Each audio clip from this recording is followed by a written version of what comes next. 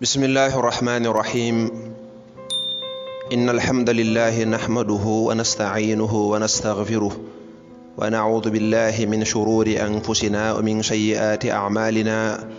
من يهده الله فلا مضل له ومن يضلل فلا هادي له ونشهد أن لا إله إلا الله وحده لا شريك له ونشهد أن محمدا عبده ورسوله mbokki tey mooy sunu juróom benneelu jotaay ci sunu jotaay bi ñuy tudde al asratu al mubasharuna bil janna fukki saxaaba yi yonante bi béggaloon ci àjjana tey ñi ngi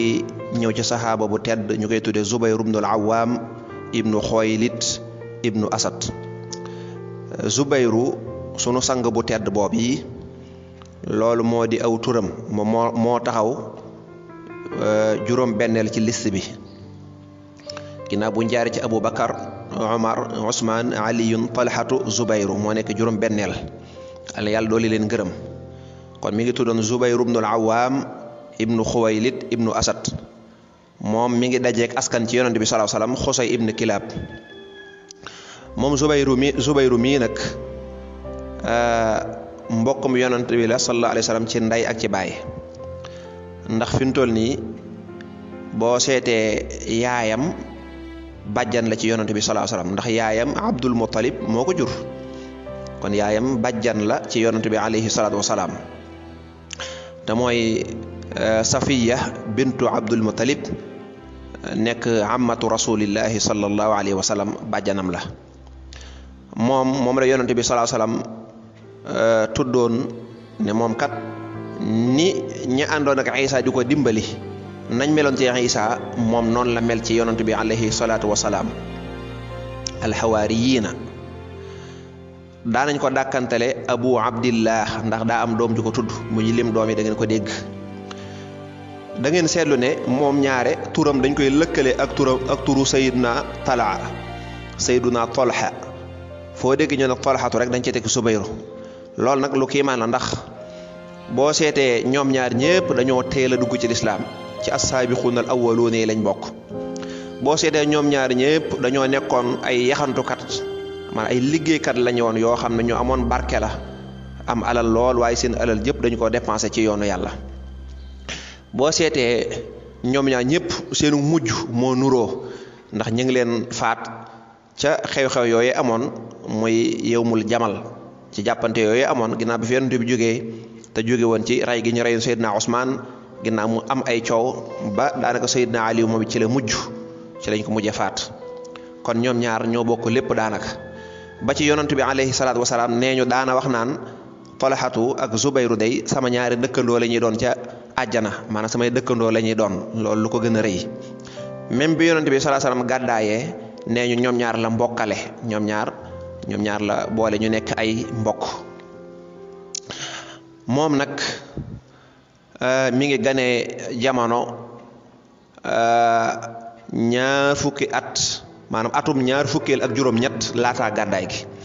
boo arrière ci gàddaay gi ñaar fukki at ak juróom-ñett booba la gane woon jamono bu dee ci nam meloon dëgg nee ñu ku xawoon a xees ku xaw a nuru ak xonq la comme ni ko saxaaba yi ñu bari ci ñu joxe misaal nañ mel moom nag amutoon yaram lool daa maanaam jëmmam daa xawoon a yem karaw gu oyof la woon waaye karawu sikkim gu gudd la waaye moom ci jëmmam nag ku bari woon karaw la ci yaramam moom mi ngi jébbalu mi ngi tuub dugg ci lislaam nee ñu ginnaaw Abubakar am na ñu ne kay mi ngi nekk juróom-ñaareel am na ñu ne mooy juróomeel defe naa bi ñuy wax Seydina Ousmane waxoon nañ ko neewoon naa mook Seydina Ousmane am na ñu ne kii mooy ñeenteel am na ñu ne kee mooy ñeenteel waaye am na ñu ne dëgg-dëgg Seydina Ousmane mooy ñeenteel waaye daal moom nee ñu mooy ñeenteel wala mooy juróomeel rek voilà kulli xaal mi ngi bokk ci juróom-ñaar ñi njëkk a dugg ci lislaam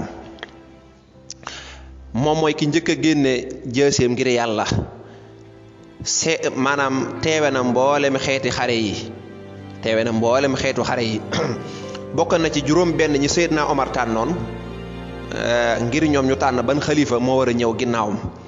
xam nga ginnaaw yonent bi Seydina Aboubacar moom la jullit ñi tànn ginnaaw Seydina Aboubacar Seydina Aboubacar moom moo laabiré woon ne nañ tànn Omar mu nekk xalifa Seydina Omar bi muy génn àdduna na daawul juróom benn ngeen jéggal nu ñoo xam ne dana ñii de jàpp naa ne ñu ragal yàlla lañ te jub am xel nañu waxtaan diisoo ñu koy tudde ashaabu suura